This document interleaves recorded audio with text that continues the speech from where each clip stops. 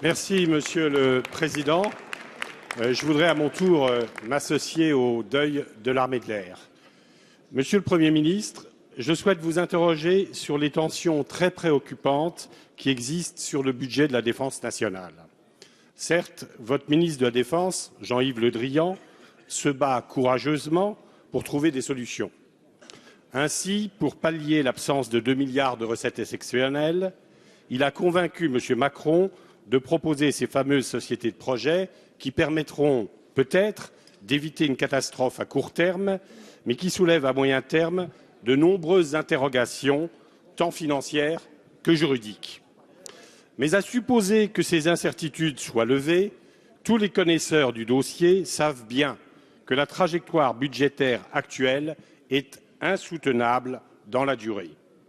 D'abord, compte tenu de l'engagement soutenu de nos forces, tant sur le territoire national que sur les théâtres extérieurs. Ensuite, avec la décision que nous approuvons du Président de la République de ralentir la déflation des effectifs. Dans ce contexte, il est désormais clair pour tous que sans crédits supplémentaires, nous nous trouverons très rapidement dans une impasse.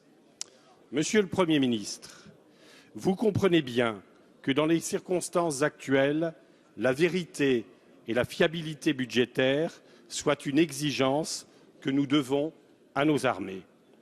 Aussi, avant même la révision annoncée de la loi de programmation militaire, je souhaiterais savoir si vous partagez cette analyse et si vous pouvez prendre l'engagement que la Défense nationale disposera bien, dès 2015, des crédits supplémentaires nécessaires à l'accomplissement de ces missions accrues. Merci, Monsieur François Cornut-Gentille. La parole est à Monsieur Emmanuel Macron, ministre de l'Économie, de l'Industrie et du Numérique. Merci, Monsieur le Président. Mesdames, Messieurs les députés, Monsieur le député, je vous prie d'abord de bien vouloir excuser l'absence de Monsieur le ministre de la Défense qui est en Espagne, précisément sur les lieux du drame et auprès de nos blessés. Vous l'avez rappelé, les exigences de la loi de programmation militaire sont fortes et la charge qui porte sur nos troupes, les engagements qui sont ceux de l'État, imposent précisément et imposeront vraisemblablement d'ici l'été de revoir la loi de programmation militaire. En attendant, des recettes exceptionnelles avaient été prévues à hauteur pour l'année 2015 de 2,4 milliards d'euros. Et en particulier, il s'agissait de la cession des bandes fréquences, sujet qui vous est familier et dont nous avons plusieurs fois ici discuté. Compte tenu du calendrier de cette cession, de son vraisemblable report, pour préserver les intérêts patrimoniaux de l'État et pour vendre ces fréquences dans les meilleures conditions, il a été décidé de, malgré tout, répondre aux besoins de nos armées et en particulier aux besoins d'achat de matériel militaire, ce qui est parfaitement normal. C'est pourquoi nous avons décidé, et pour ne pas faire supporter à ces compagnies militaires des retards de paiement qui sont pénalisantes aussi bien en termes économiques qu'en termes d'emploi, il a été décidé de mettre en place une société de projet.